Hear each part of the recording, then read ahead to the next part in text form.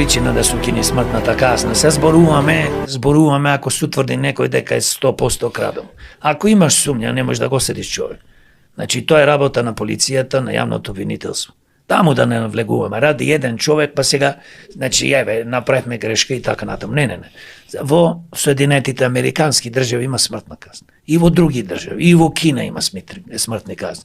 Оди кради таму да видиш што ќе ти се случи. Оди во Саудиска Арабија. Ајде да не навлегуваме на тоа. Не се правиме многу ние хумани. Овие државата ни уништија, животите ни уништија. Стотици илјади луѓе изумреа по болниците.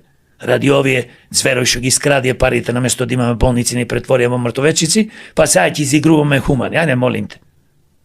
Дај веќе еднаш да се освестиме, дај држава да направиме. Кој те тера да крадеш, да уништуваш пред тебе се? Кој те тера? Ајде, кажи ми. Јас ли ти сум крив што си сиромав и глуп? Кој те тера? А овие не се сиромаси, овие се политичари. Зборувам за политичарите. Амнести, па не знам што, нема бе човече за политичар, за функционер, не треба да постои амнестија, бе. Какви аболици, какви глупости, бе. Преседателот на државата, кај сме да помилува некоја тешка будала што направи огромни штети. Се помилува некој што направиле некој мали криминали. Ајде да му опростиш.